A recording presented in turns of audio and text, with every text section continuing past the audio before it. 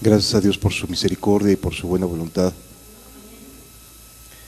La verdad es que no hay palabras para describir su compasión, su misericordia, lo que hace a nuestro favor. La verdad es que es incontable sus misericordias y su amor. La verdad es que no hay manera de agradecerle.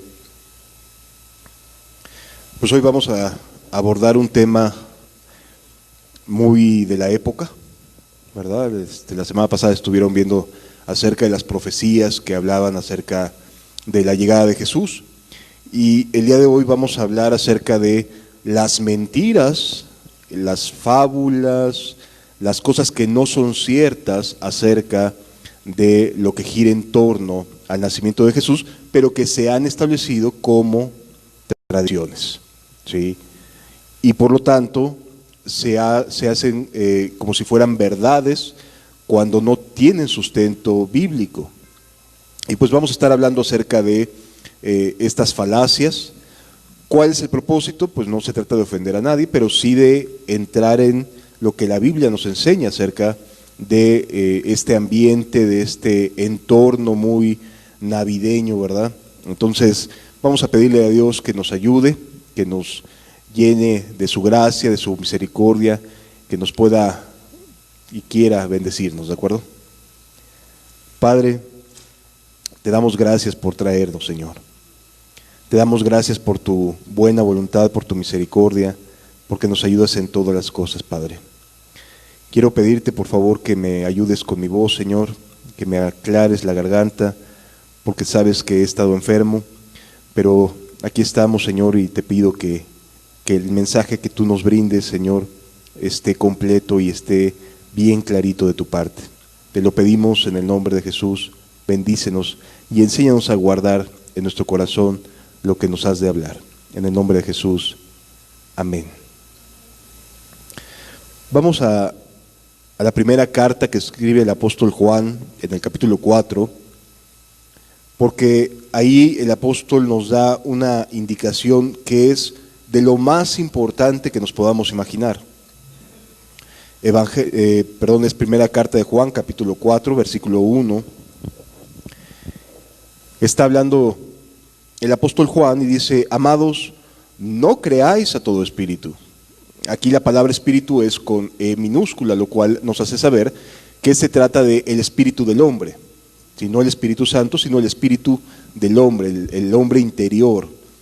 Y lo que nos está exhortando el apóstol Juan es: no creas a todo humano, básicamente nos está diciendo. No creas a que las buenas intenciones necesariamente son correctas. Hay que hacer esto que nos dice: si no probad los espíritus, si son de Dios. Es decir, nos está hablando, nos está diciendo la palabra de Dios que pongamos a prueba aquellas cosas que escuchamos acerca de Dios, que pongamos a prueba, que lo filtremos, ¿verdad? Para que no nos vayamos a engañar, ni vayamos nosotros a su vez a engañar a otros, transmitiendo cosas que no son correctas, que no son ciertas. Y entonces el apóstol nos está encargando: a ver, por favor, pongan a prueba lo que escuchan. Y esto no solamente cuando hablemos acerca de este tema navideño, sino en todos los aspectos, amado. Es un llamado a poner a prueba, a filtrar las cosas a través de la palabra de Dios, no a través de opiniones de terceras personas, sino de lo que está escrito. Que la Biblia se convierta en tu única fuente de medida, en tu única fuente de filtro, ¿de acuerdo? Porque muchos falsos profetas han salido por el mundo. ¿Por qué hay que poner a prueba a las personas? ¿Por qué hay que poner a prueba a los espíritus? Como dice aquí, porque muchos falsos profetas han salido por el mundo. En esto dice el versículo 2, conoced el Espíritu de Dios.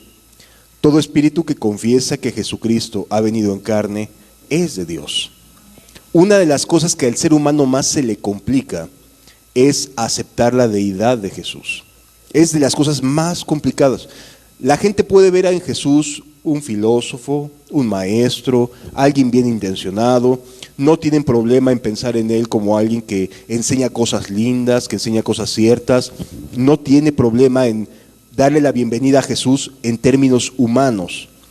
Pero cuando se trata de mirar a Jesús y su deidad y proclamar que Él es Dios hecho carne, ahí es cuando las cosas se le complican mucho al ser humano. Porque entonces la responsabilidad ante Él crece mucho. Porque se hizo hombre por amor a mí, por lo tanto no tengo excusa para no seguirlo. Si ya hizo lo más, que fue hacerse hombre, ¿cómo no nos ayudará para poderlo seguir? Por lo tanto, la gente prefiere evitar darle esta etiqueta, esta clasificación de deidad a Jesús. Y prefieren simplemente colocarlo en una posición muy humana, ¿sí? Muy cercana a un maestro, a una persona bien intencionada que tuvo buenas enseñanzas y hasta ahí quedó. Pero no quieren ir a más porque más requiere responsabilidad delante de Él. ¿Sí lo entendemos? Entonces nos dice, en esto conoced el Espíritu de Dios. Todo espíritu que confiesa a Jesucristo que ha venido en carne, es de Dios. Y todo espíritu que no confiesa, que no acepta, que reniega, que se muestra rebelde de que Jesucristo ha venido en carne, no es de Dios. No es de Dios. Y luego agrega, y este es el espíritu del anticristo, el cual vosotros habéis oído que viene y que ahora ya está en el mundo. Cuando una persona, un grupo de personas, una religión, un pueblo, como en este caso el pueblo judío, no cree que Jesús sea Dios hecho carne, se cataloga como alguien anticristiano, ¿sí? Aunque sea parte del pueblo de Dios en el Antiguo Testamento. Actualmente se muestran como anticristianos, no ven a Jesús como Dios hecho carne. Por eso es muy extraño que personas que se dicen cristianas vayan detrás de los rituales y de los rudimentos judíos como si fueran más espirituales cuando no aceptan a Jesús. No quieren entrar en una comunión con Cristo. ¿Sí me doy a entender? Muchas personas, muchos creyentes sinceros están siendo literalmente arrastrados detrás del error por no contemplar, por no poner a prueba los espíritus si son de Dios. Amado, el pueblo judío, y lo digo con todo amor y respeto y oro por ellos, hoy en día es un pueblo anticristiano. No cree en Cristo. Por lo tanto, no es un ejemplo de fe a seguir. ¿Sí lo entendemos, amados? Ok. Versículo número 4. Hijitos, vosotros sois de Dios y los habéis vencido porque mayor es el que esté en vosotros que el que está en el mundo. En el año 300, entre el año 300 y 400 de nuestra era, se dio un cambio en la vida de la iglesia cristiana. Este cambio catapultó la religión cristiana como oficial en el Imperio Romano. ¿Sí? Fue hasta el año 300, entre el 300 y el 400, que hubo este cambio, se hizo un concilio, ¿sí? Y entonces ahí el emperador Constantino declara, no fue directamente él, pero él inicia este proceso, que la religión oficial del Imperio Romano sería el cristianismo. Y entonces a partir de ese momento, todo romano sería en automático cristiano por el simple hecho de ser ciudadano de Roma. No importa la conducta, no importa la manera en la cual vivían, no importa si creían o no, si creían en Júpiter, en Saturno, en Zeus, eso ya no importaba. Por el simple hecho de ser romano, en automático ya era cristiano, independientemente de lo que creyeran y de la conducta que tuvieran. Y esto es bien interesante porque hasta nuestros días sucede. Las personas creen que por nacer dentro de una esfera, de un tipo de educación, en automático eso los hace parte y miembros de la fe que promueven en sus casas, ¿sí? Y es algo que necesitamos aprender, dice la Biblia, lo acabamos de leer, probar los espíritus. Ya cuando tengamos edad o cuando ya tenemos el tiempo, la edad suficiente, necesitamos poner a prueba si todo lo que nos han enseñado es verdad y de acuerdo a la palabra de Dios. ¿Sí? Y eso es justamente lo que vamos a hacer el día de hoy. Porque en este siglo, en el siglo del 300 al 400, surge lo que hoy se le conoce como Iglesia Apostólica Romana. ¿Sí? No lleva el título de cristiana, es Iglesia Católica Apostólica Romana. El Imperio Romano pasó de ser político-militar a ser político-religioso. Y hasta nuestros días es el imperio más grande que existe en todo el mundo. Sigue siendo un imperio. No cambió más que ya no es militar, ahora es político-religioso. Y tiene sus brazos y sus tentáculos extendidos en todo el mundo. ¿Sí? ¿Esto qué significa? Que donde quiera que haya una parroquia, un templo católico, ahí están promoviendo al Imperio Romano, porque ni siquiera llevan el título de cristianos, no les queda. Sí me doy a entender. Y hoy en día estamos a nada de vivir una de las fechas más icónicas para el mundo latinoamericano, especialmente para México, que es el 12 de diciembre, ¿no? Que por cierto, se celebra también, o se celebraba para los nativos de Mesoamérica, era el máximo momento, el momento cumbre de la adoración a la Madre Tierra. ¿Sí? Y justamente en este mismo día, donde se supone que se da a conocer la Virgen de Guadalupe, es el mismo día que se celebraba a la diosa de los teotihuacanos, de Mesoamérica, la Madre Tierra. O sea, nada más se suplantó una cosa con la otra. Se cristianizó un culto que tenían nuestros antepasados. Y eso ha sucedido, y lo vamos a ver a lo largo de toda la historia. El día 24 de diciembre es el día máximo de los germánicos y de los nórdicos antes de que pudieran tomar posesión o que pudieran invadirlos los romanos. Bueno, de hecho, ni siquiera pudieron realmente terminar de invadirlos. ¿Sí? Una de las cosas que no lograron hacer y que se frustró mucho el Imperio Romano es que no logró invadir, no logró controlar a los pueblos nórdicos y a los pueblos germánicos. Y entonces, cuando se oficializa el cristianismo, ya no fue un avance militar sobre las mentes de los germanos, ni tampoco sobre los nórdicos. Ahora fue religioso. Y lo que hicieron fue que el día máximo de su celebración solar, que era el 24 de diciembre, del 24 y el 25, la convirtieron en la festividad del nacimiento de Jesús. De esa manera suplantan una cosa con la otra, porque Jesús no nació para nada, y lo vamos a ver en estas fechas. Esto es importante poderlo entender para desmantelar ciertas ideas y ciertas nociones que muchas veces tenemos a través de errores históricos, ¿sí? Estas cosas que vamos a estar platicando están aquí por tradición, no por sustento bíblico. Es decir, las conocemos porque así nos dijeron desde chiquitos, así crecimos. ¿Por qué razón tú no estás con las tradiciones? ¿Por qué tú no festejas a Santa Claus? ¿Por qué no festejas a los Reyes Magos? ¿Qué te pasa? ¿Cómo les quitas la ilusión a los niños y bla, bla, bla? Porque es una tradición, finalmente. Y puede tener buena intención darle regalos a los niños, pues sí, puede tener, pero puedes dárselo en cualquier otro lado, en cualquier otro día del año, ¿no? Es decir, ¿por qué fomentar una mentira para darles una ilusión falsa de personajes falsos? ¿Sí?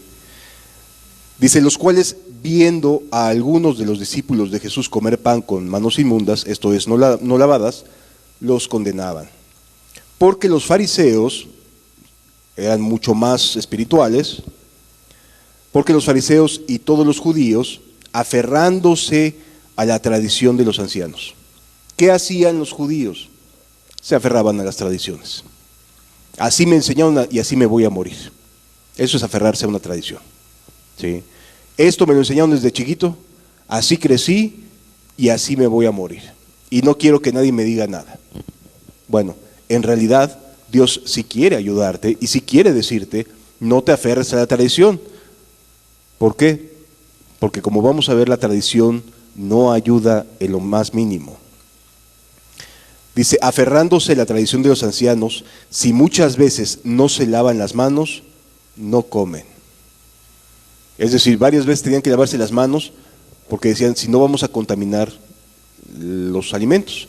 Ellos creían que de alguna manera extraña, mística, la maldad se pegaba a través de no lavarse las manos. Y entonces, si no te lavabas las manos y te ofrecían una fruta, van a decir, ay no, me va a pegar su pecado, ¿no? Me va a contagiar de su maldad. Y entonces tenían este miedo y tradicionalmente se lavaban varias veces las manos para tratar de evitar contaminarse. Tú puedes ver ahí una buena intención, ¿eh? No quieren contaminarse. ¿Es bueno? Sí, la intención puede sonar bien, pero al hacerlo están condenando a otras personas. Dice la Escritura, y volviendo de la plaza, si no se lavan las manos, no comen. Oye, es que no hay agua, no como. Oye, pero pues tienes que alimentarte, vas a ir de viaje, sí, pero si no hay agua no como, no me puedo lavar las manos. Y otras muchas cosas hay que tomaron para guardar, como lavamientos de los vasos de beber, y de los jarros, y de los utensilios de metal, y de los lechos. O sea, purificaban todo lo que se les ocurriera, todo lo descontaminaban, ¿sí? Y se volvió una tradición. Y puede decirse que es una tradición aparentemente buena. Es más, hasta higiénica, ¿no? Lavar los vasos, los jarros, puede decirse que es higiénica. El problema, ¿cuál es? Cuando la tradición la colocas por encima de la palabra de Dios. Ese es el problema. Versículo 5. Y le preguntaron pues los fariseos y los escribas, ¿por qué tus discípulos no andan conforme a la tradición de los ancianos, sino que comen pan con manos inmundas? Nuevamente viene la pregunta con ganas de molestar, ¿no? De condenar. ¿Por qué los ancianos están haciendo, por qué tus discípulos están haciendo algo que no está permitido por la tradición? Porque en aquella época quienes mantenían las tradiciones eran el grupo religioso. Y más o menos hoy en día es igual. No sé si lo sepas, pero la Iglesia Católica tiene 3 fuentes de autoridad para gobernar sus enseñanzas. Una puede ser la Biblia, se supone que es la Biblia una. Otra son las tradiciones y otra es el Consejo de Obispos. Se supone que de estas 3 fuentes puede surgir doctrina católica. Las tradiciones son las que más gobiernan en los países. ¿Sí? Dice, le preguntaron pues los fariseos, ¿por qué tus discípulos no andan conforme a la tradición de los ancianos, sino que comen pan con manos inmundas? Respondiendo él les dijo, hipócritas. ¿Cómo les llamó Jesús a los que están queriendo guardar la tradición con mucho celo, que están queriendo que se mantenga parte de esta cultura, etcétera, etcétera? ¿Cómo les llama? Hipócritas. Hipócritas. Bien profetizó de vosotros Isaías, como está escrito, este pueblo de labios me honra, mas su corazón está lejos de mí. ¿Cuál es la característica de un hipócrita? Que puede estar diciendo cosas correctas, pero su corazón está alejado de Dios.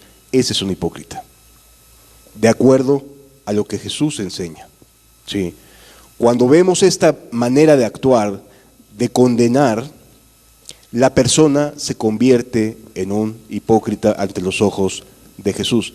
Bien profetizó de vosotros Isaías, como está escrito, este pueblo de labios me honra, mas su corazón está lejos de mí. La hipocresía es tener palabras correctas, palabras hasta buenas, pero su corazón está, ¿qué? Lejos de Dios. En lo íntimo, en lo privado, Las personas no viven de acuerdo a lo que Dios enseña. Versículo número 7. Pues en vano me honran, enseñando como doctrinas mandamientos de hombres. Porque dejando el mandamiento de Dios, os aferráis a la tradición de los hombres, los lavamientos de los jarros, de los vasos de beber, y hacéis otras muchas cosas semejantes. Les decía también, bien invalidáis el mandamiento de Dios para guardar vuestra tradición.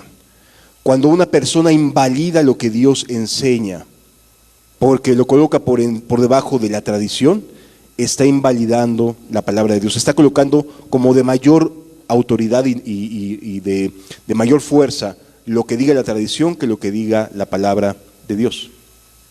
¿Sí? Y eso es importante poderlo entender. Dice la Escritura, porque Moisés dijo, honra a tu padre y a tu madre, y el que maldiga al padre o a la madre, muera irremisiblemente.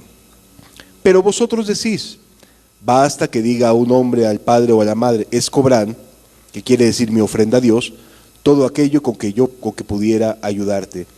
Y no le dejáis más para su padre o su madre, invalidando la palabra de Dios con vuestra tradición que habéis transmitido, y muchas cosas hacéis semejantes a estas. Es decir, la tradición no puede estar por encima de la palabra de Dios. ¿Sí lo entendemos, amados? Los foquitos se ven muy bonitos, la tradición, el ambiente, las compras, todo el consumismo que hay, etcétera, etcétera, pero jamás puede una tradición colocarse por encima del mandamiento de la palabra de Dios. Jamás. Porque entonces seríamos hipócritas. ¿Sí lo vamos entendiendo hasta aquí, amados? Ok. Cuando la tradición no solamente no tiene sustento, sino que además está lejos de acercarte a Dios, todavía con mayor razón necesitamos tener cuidado. ¿De acuerdo? Una de las cosas que vale la pena desmantelar es acerca de la fecha de nacimiento de Jesús. ¿Por qué? Porque Jesús no nació en diciembre. No nació en diciembre. Diciembre en el hemisferio norte es época de frío. En el hemisferio oriental es exactamente lo mismo, es época de fríos. Y no podía haber pastores con sus ovejas pastando en épocas de fríos. No hay pastos verdes. Los pastos se secan con el frío. Por lo tanto, no pudo haber sido en esta fecha el nacimiento de Jesús. Tuvo que haber sido en época donde hay pastos verdes, porque los pastores estaban pastando en la noche. Ponte en el desierto en la noche, en época de estos cambios extremos, de climas extremos, y vas a ver si vas a poder estar tranquilo. En cambio, en esa época, ellos estaban guardando las ovejas, guardando las vigilias de la noche. Fíjense lo que nos dice el Evangelio de Lucas, a partir del capítulo número 1. Versículo 5 en adelante. Hubo en los días de Herodes, rey de Judea, un sacerdote llamado Zacarías, de la clase de Abías. Durante muchos años, los levitas estaban muy desorganizados en cuanto a en qué momento participo de la celebración del templo, en qué momento ministro en el templo. Había un cierto grado de desorden. David, el rey David, lo que hizo fue, de una manera muy específica, muy enfática, organizar a las distintas casas paternas de la descendencia de Aarón, ¿sí?, para que pudieran ministrar de acuerdo a semanas. 2 veces al año le tocaba a cada casa. Gracias, hermano.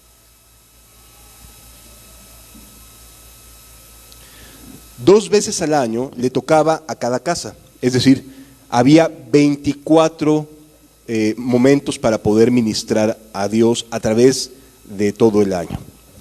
Vale la pena decir que el calendario gregoriano que nosotros tenemos no es como el calendario que se llevaba en esa época. Ese calendario es el calendario lunar, ¿sí?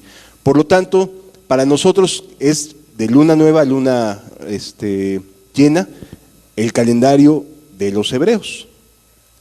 Y entonces se va intercalando entre meses. Enero, febrero es de luna nueva a luna llena, y entonces enero, febrero, febrero, marzo, marzo, abril, abril, mayo, y así sucesivamente. No van de la mano con cada 30 días como nosotros normalmente hacemos el calendario o hacemos nuestras actividades, ¿sí? Ellos se basaban en lunas, y cada mes era cada término de luna. Cada momento era importante. Entonces, a la casa de Abías le cayó la suerte de que le correspondiera la octava fecha para ministrar a Dios, ¿sí? Entonces pasaban primero 6 meses, la clase de Abías caía en la octava semana, y luego 6 meses después se renovaba, y una vez más la clase de Abías le tocaba una segunda vez ministrar a Jehová. Es decir, la clase de Abías 2 veces al año tenía que estar una semana completa ministrando a Dios. Zacarías era de esta casa, de la casa de Abías, de la clase de Abías, y por lo tanto le correspondía 2 veces al año en el lugar número 8. Por lo tanto es bien complicado tratar de sacar cuentas, porque eran 2 veces al año que Zacarías se subía al templo para ministrar a Jehová. Por eso no tiene ningún caso, y yo creo que por eso tampoco los apóstoles quisieron dejar exactamente el día del nacimiento de Jesús, porque no tenía caso, no tenía razón de ser. Lo único que podemos hacer es tratar de deducir, así tal cual, sacar conjeturas de que tiene que haber sido en los meses en los cuales había pastos verdes en la zona, ¿sí? Pero no solo eso, sino además de pastos verdes, en Belén eran conocidos los pastores por tener ovejas muy grandes, se dedicaban mucho para el tema de las ovejas, para los momentos de las celebraciones de las fiestas solemnes. Por lo tanto, el hecho de que los pastores estuvieran pastando con sus ovejas quiere decir que todavía no llegaba, o estaba a punto de llegar el momento de que se sacrificaba las ovejas en las distintas fiestas solemnes de los judíos, ¿sí? ¿De qué nos habla eso? De que el nacimiento de Jesús fue más primaveral que nada. Nada que ver con los tiempos que actualmente vivimos, ¿de acuerdo? Era más en época de calor que en época de frío. ¿A quién se le ocurre poner el 24? Al Imperio Católico Apostólico Romano, ya dejando las armas y ahora siendo político religioso, porque así convenía a sus intereses, porque así ganaba ventaja sobre la conciencia de los germanos y de los nórdicos, que tenían el 24 de diciembre como la fecha más importante dentro de su calendario religioso. Eso siempre han hecho. Van simplemente mimetizándose, es decir, poniendo o imponiendo sus fiestas por encima de las que se encontraban en ese momento entre las culturas. Así como cuando vamos y sabemos que normalmente te vas a encontrar una iglesia católica encima de una pirámide, porque así se imponían las cosas, de igual manera sucedía con las fechas. Se imponían sobre la vida de las gentes. Y entonces avanzaron los años y se hizo tradición. Pero nada que ver con el nacimiento de Jesús, ¿sí? Continúa diciendo la Escritura: pero no tenían hijos porque Elisabet era estéril y ambos eran ya de edad avanzada. Aconteció que ejerciendo Zacarías el sacerdocio delante de Dios, según el orden de su clase, conforme a la costumbre del sacerdocio, le tocó en suerte ofrecer el incienso entrando en el santuario del Señor. ¿Qué sucedió? A Zacarías, en la semana que le correspondía, le tocó entrar a donde se quemaba el incienso, donde se hacían las oraciones, ¿sí? Y el pueblo estaba afuera. Y entonces ahí se le aparece el ángel y le da noticia acerca de la llegada de Juan el Bautista, ¿sí? Esto es bien importante poderlo entender. ¿Por qué?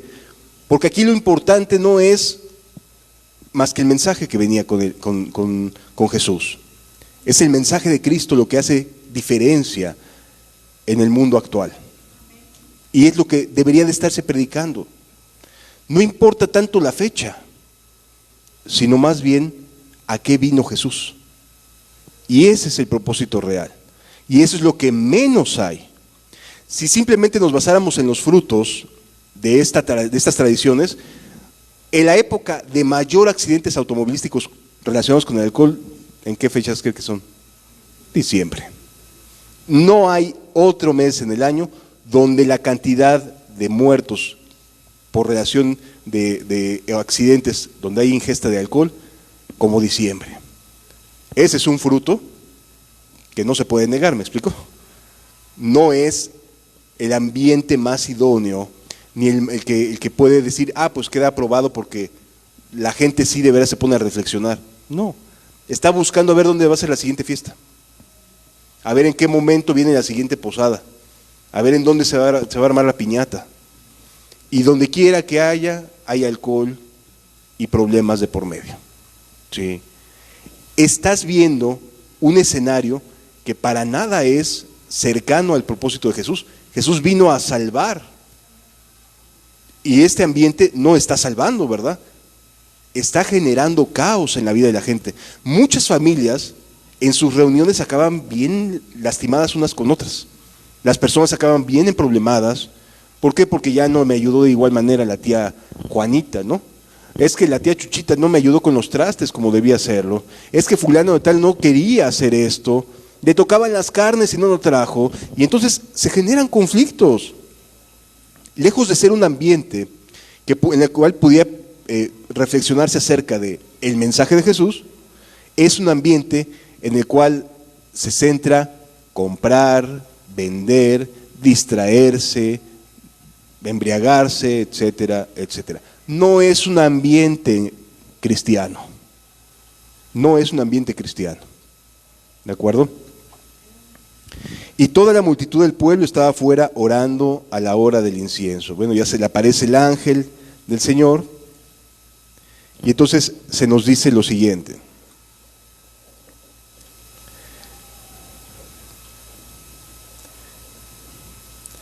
Pero el ángel le dijo a Zacarías: no temas, porque tu oración ha sido oída, y tu mujer Elizabeth te dará a luz un hijo y llamarás su nombre Juan. Y tendrás gozo y alegría, y muchos se regocijarán de su nacimiento, porque será grande delante de Dios. No beberá ni vino ni sidra, y será lleno del Espíritu aún desde el vientre de su madre. Y hará que muchos de los hijos de Israel se conviertan al Señor Dios de ellos. Aquí hay un acontecimiento antes de la llegada de Cristo, antes de que Jesús fuera concebido siquiera. Hay un acontecimiento, y este acontecimiento es que aquellos dos ancianos que vivían en la montaña, porque ellos vivían en la montaña, tanto Zacarías como Elizabeth, ahorita lo vamos a leer más adelante, pero vivían en la montaña, descendieron para cumplir el ministerio. Los dos eran descendientes de Aarón, y resulta que la esposa de Zacarías queda embarazada allá a una edad avanzada, cuando ya no podría tener menstruación la mujer para poder ovular y poderse darle la concepción, queda embarazada. Entonces, algo que definitivamente era muy notorio dentro del ambiente y de la familia de Zacarías, porque Zacarías era un sacerdote, amados. No era la persona de la esquina que de momento pues mira qué bueno que le salieron bien las cosas, ya finalmente se le hizo. No, fue muy evidente, muy notorio que entra al templo, que sale mudo y que después su esposa queda embarazada ya a una edad avanzada. Eso fue muy notorio delante de las personas que le rodeaban. ¿Sí me doy a entender? Y por lo tanto, la gente que estaba anhelando la llegada del Mesías debió de haber empezado a reflexionar qué significa esto. Hoy en día deberíamos de hacer exactamente lo mismo, amados. Las cosas que están sucediendo en el mundo deberían de hacernos pensar lo mismo que los judíos cercanos a Zacarías y a Elizabeth. ¿Por qué se dio esto? ¿Por qué de momento personas que sí es cierto son personas respetables, a tan grande edad Dios les concede un hijo? ¿Por qué razón Zacarías quedó mudo? Todas esas cosas deberían de ser algo de alerta, de señal, para que el pueblo dijera, algo está por suceder. ¿Sí? Y hoy en día deberíamos estar todos en ese mismo canal. ¿Por qué están dándose las cosas de esta manera? Es que siempre han pasado, sí, pero no todas al mismo tiempo. Ojo con eso. Sí es cierto, siempre ha habido guerras, siempre ha habido desastres, siempre ha habido, sí, pero están pasando al mismo, dentro de la misma generación. Sí. Y entonces eso nos debería de dar un aviso. El pueblo de Israel ignoró este aviso y continuó con sus vidas como si algún día llegara el Mesías. Algún día. Dice el versículo 17, e irá delante de él con el espíritu y el poder de Elías, para hacer volver los corazones de los padres a los hijos y de los rebeldes a la prudencia de los justos, para preparar al Señor un pueblo bien dispuesto. Y entonces termina sus días de servicio de Zacarías, sale y su esposa queda embarazada. Sí. De ahí échale 9 meses, hasta que nace Juan el Bautista. Pero resulta que cuando Elizabeth tenía 6 meses de embarazo, fíjense lo que pasa. Versículo 23. Y cumplidos los días de su ministerio se fue a su casa. Después de aquellos días concibió su mujer Elizabeth y se recluyó en casa por 5 meses diciendo, así ha hecho el Señor conmigo el Señor, en los días que se dignó quitar mi afrenta entre los hombres. Al 6º mes del embarazo de Elizabeth, el ángel Gabriel fue enviado por Dios a una ciudad de Galilea llamada Nazaret, a una virgen desposada con un varón que se llamaba José, de la casa de David, y el nombre de la virgen era María. ¿En qué momento Jesús es concebido? 6 meses después de la concepción de Juan el Bautista. Es decir, Juan el Bautista era 6 meses más grande que Jesús de edad. ¿Sí? Entonces, sí se puede determinar cuándo le correspondía a la clase de Abías las posibles fechas en las cuales estaba de servicio en el templo. Sí se podría, pero hay 2 fechas posibles, porque servía cada 6 meses. Le correspondía primero en su octavo lugar y después en el siguiente semestre nuevamente en la octava semana.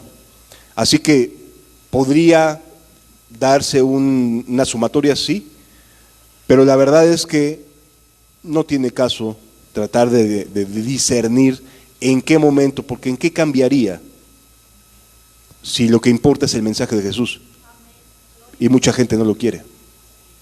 ¿En qué cambiaría saber en qué fecha nace Jesús? En ninguna, porque el mensaje es lo que vale la pena. Y eso no ha generado cambios en la vida de mucha gente. Sí.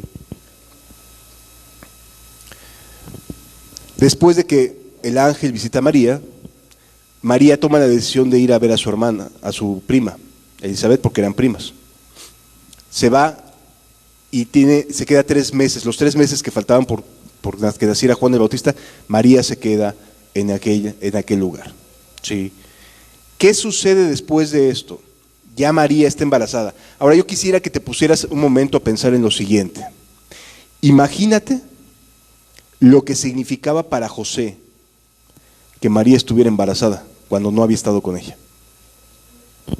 Pues me puso el cuerno, ¿no? Pues lo más lógico. Oye, es que es del Espíritu Santo. Pues a quién quieres vacilar, ¿no? O sea, las luchas que tuvo José para tratar de entender lo que iba a enfrentar y lo que estaba enfrentando su esposa. Todavía no estaban juntos. Dentro de los judíos hay un periodo que se llama periodo de desposorio. ¿Esto qué es? Ya queda asentado que van a ser esposos, pero todavía no están juntos bajo la misma casa. Pero ya queda asentado. A ese periodo se le llama periodo de desposorio. Bien, fue en este periodo de desposorio cuando el ángel Gabriel se le presenta con la noticia a María. y le dice que va a tener un hijo por medio del Espíritu Santo. Ok, imagínate el choque en la mente del esposo, porque ya se consideraban esposos, lo único que les faltaba era vivir juntos, pero ya se consideraban esposos. Y luego que se va María 3 meses, o sea, llega María, le dice, oye, me pasó esto, el golpe, la noticia, y luego se va 3 meses. Lo que ha de haber vivido esos 3 meses, el choque en su mente, las luchas en su cabecita durante ese periodo. ¿Qué hago? ¿Qué le digo? ¿La denuncio por adulterio? Si la denuncio por adulterio, la van a matar, porque estaba establecido que a la adúltera la apedrearan. ¿Qué hace José? Es que lo que me dice es inverosímil. ¿Cómo puedes creer que de la nada resulta que estoy embarazada? Y entonces fue una lucha muy, muy fuerte. Tan fuerte que llegó un momento en que dijo, ¿sabes qué? Voy a tomar la decisión de alejarme de ella, como quien embaraza y se echa a correr, así como del padre irresponsable, ¿sí? Así que quede como ella está bien y yo soy el malo. Y así me alejo porque no entiendo qué es lo que está pasando, no puedo recibirla porque adulteró, pero lo que me dice es que Dios le habló y que el ángel se le apareció, etcétera. Y estaba en esta confusión José. Y la manera más viable que tenía para poder entender es, ¿sabes qué? Que me hagan el irresponsable. Tuvimos relaciones antes de estar juntos, durante este periodo, y quedó embarazada. Pero además, yo me echo la culpa de que la dejé sola y yo me voy a vivir lejos. Esa era la intención de José, alejarse.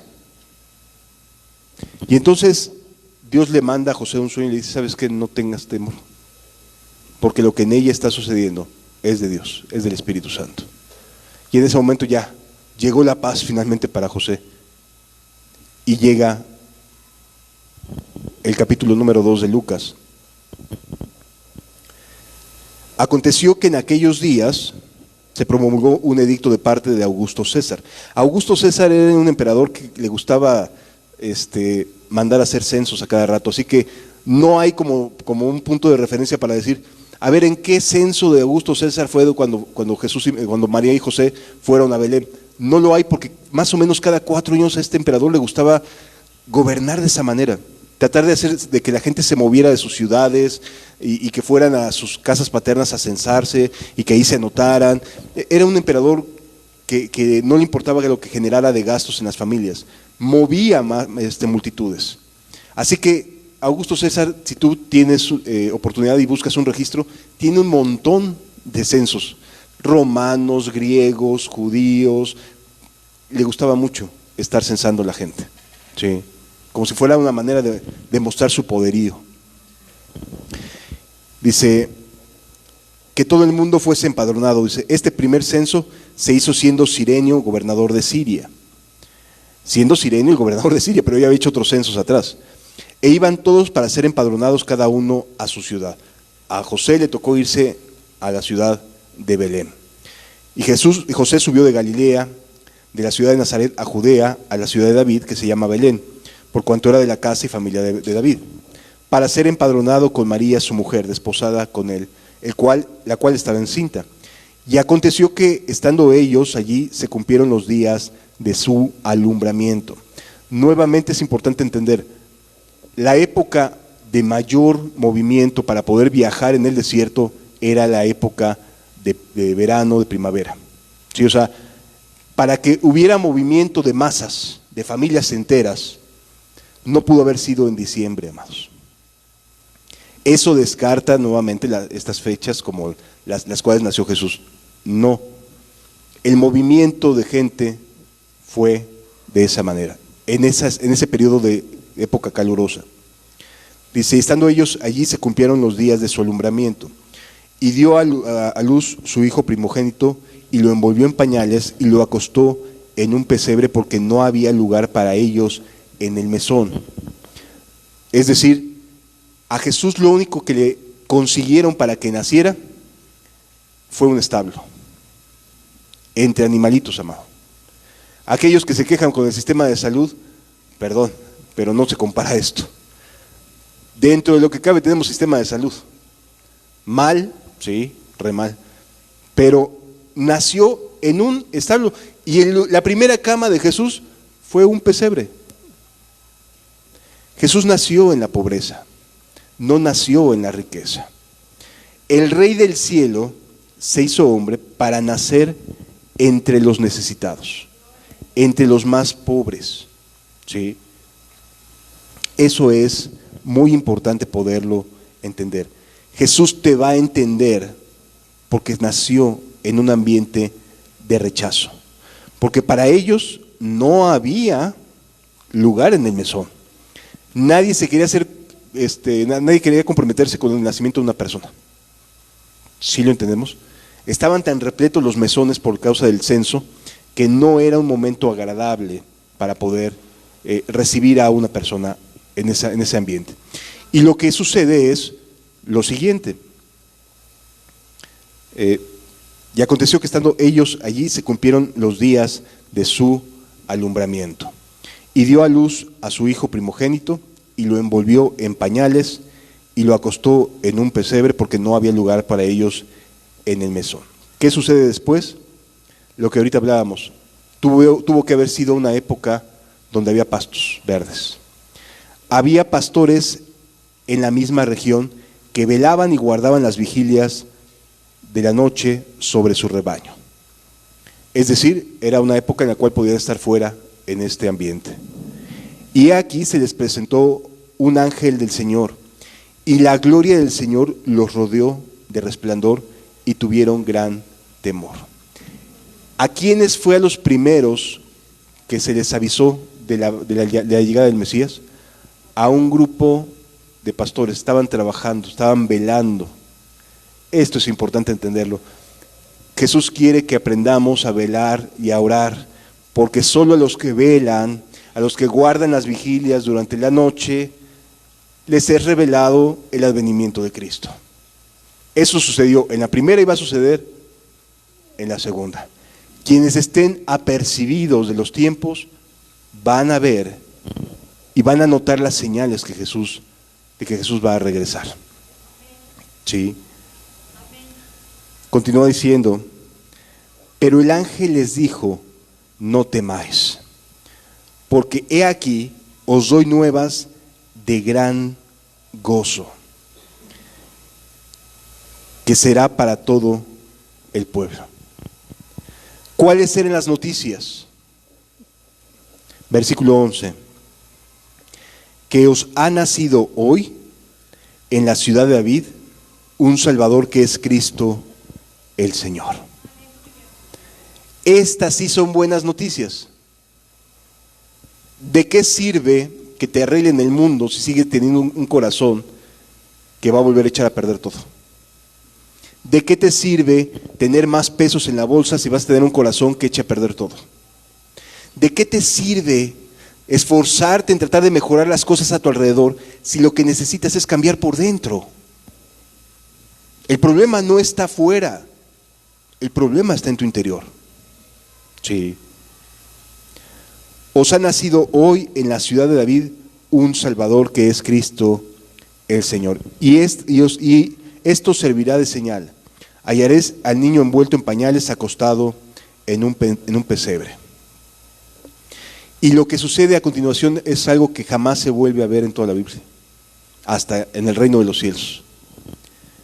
Y repentinamente apareció con el ángel una multitud de las huestes celestiales que alababan a Dios y decían, gloria a Dios en las alturas y en la tierra paz, buena voluntad para con los hombres. El nacimiento de Jesús sí fue un evento que ameritó huestes celestiales glorificando a Dios. O sea, sí, el nacimiento de Cristo es de lo más importante, pero no tanto por el día, sino por el mensaje que venía con él. Gloria a Dios en las alturas y en la tierra paz y buena voluntad para con los hombres. La gracia de Dios iniciaba. El periodo de gracia, de buena voluntad de Dios con los hombres estaba iniciando. E inició con millares de ángeles diciendo: llegó el momento de que la gente cambie en serio. Llegó el momento de la salvación. Sucedió que cuando los ángeles fueron de ellos al cielo, los pastores se dijeron unos a otros: pasemos pues hasta Belén y veamos esto que ha sucedido, que el Señor nos ha manifestado. Vinieron pues apresuradamente y hallaron a María y a José y al niño acostado en el pesebre, y al verlo dieron a conocer lo que les había dicho acerca del niño. Y todos los que oyeron se maravillaron de lo que los pastores les decían. Mas María guardaba todas estas cosas, meditándolas en su corazón. Y volvieron los pastores glorificando y alabando a Dios por todas las cosas que habían oído y visto, como se les había dicho. Sí sabes que la tradición católica pone nacimiento. Y pone a los pastorcitos ahí junto al pesebre y a los reyes magos y etcétera. Bueno, este día solamente fueron avisados los pastores. Los magos de Oriente no. Es un error de la tradición nuevamente. Los magos de Oriente no llegaron el mismo día que los pastores. Es un error. Porque cuando llegan los magos de Oriente a visitar a Jesús, Jesús ya está como bebé en una casa, no en un establo, sino está en una casa.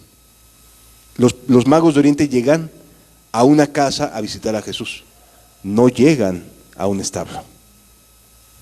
Y entonces son de las tradiciones que son falacias y que engañan a la gente.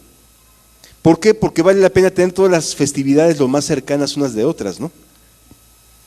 Y el 28, no Día de los Inocentes, otra falsedad, porque los magos de Oriente no llegaron dentro del periodo en que los pastores estaban ahí, sino dentro de un periodo de 2 años posteriores al nacimiento de Jesús, que es cuando Herodes manda matar a todos los niños menores de 2 años. ¿Sí?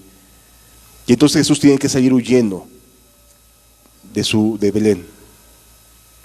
Amado, todo este ambiente que nos han enseñado ha sido con el propósito de manipular las conciencias, de generar esa manipulación a la conciencia de quien no lee la Biblia. Pues es mucho más cómodo que me digan por medio de las tradiciones las cosas, ¿no? Y entonces, ese día, millares de ángeles, huestes de ángeles, glorificaron a Dios porque había llegado el momento del Mesías. Amados, ciertamente es digno de glorificar a Cristo por su nacimiento, no cabe la menor duda. Pero las fechas no son estas, no son estas. Mejor glorifiquemos a Jesús por el mensaje que por la fecha. Mejor es que levantemos el nombre de Cristo por su mensaje que por que haya una cena. ¿Es malo cenar con la familia? No, no es malo cenar con la familia.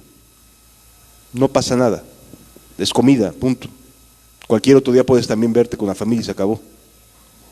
No es, la fecha no tiene nada que ver con eso, eso no importa. El problema es la manipulación y el ambiente de tanta mercadotecnia, tan consumista en lo que se ha convertido todo este mes. ¿Sí? Entonces, la invitación es más bien a que tengamos cuidado. Valoremos más el mensaje que la fecha. Y entendamos, nada que ver con estas fechas, nada que ver. Pero que Dios nos ayude a que Jesús y su mensaje entren a nuestro corazón y realmente cambien, porque para eso vino Jesús, para cambiar al mundo, para ponerlo a salvo. ¿De acuerdo? Cerremos nuestros ojos y agradezcamos a Dios su misericordia. Eres hermoso, Señor.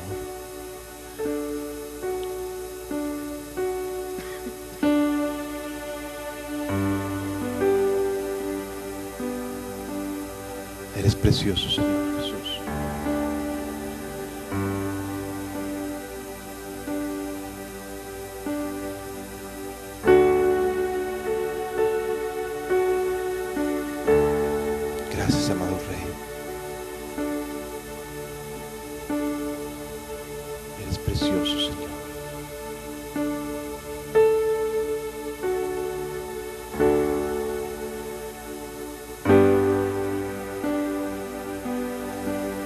Ayúdanos a entender tu palabra, Señor.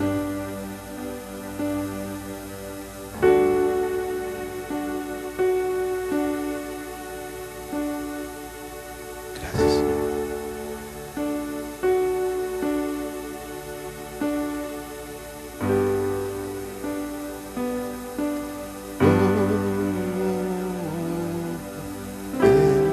Señor Jesús, Señor Jesús.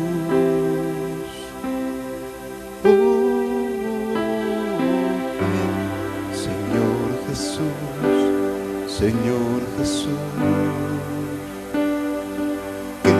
Queremos ver tu gloria brillar en la tierra.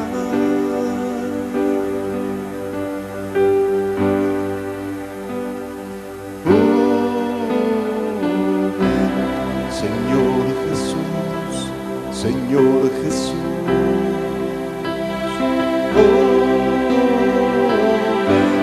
Señor Jesús, Señor Jesús. Queremos ver tu gloria brillar en la tierra.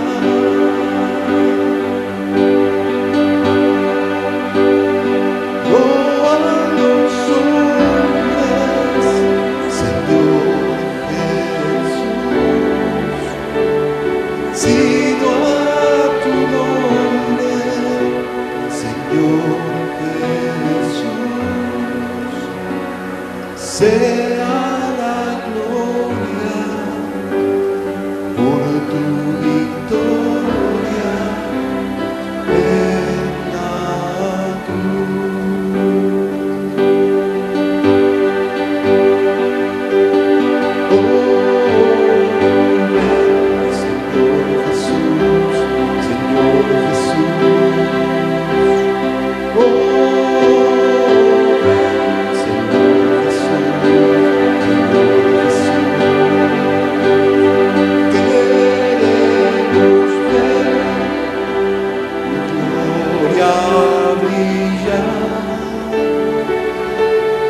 en la iglesia.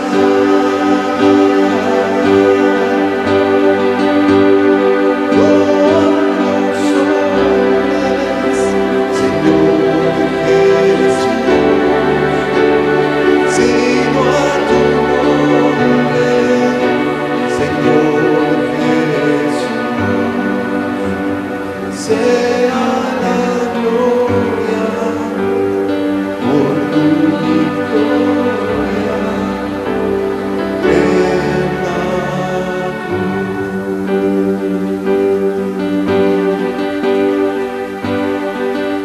Gracias, Señor.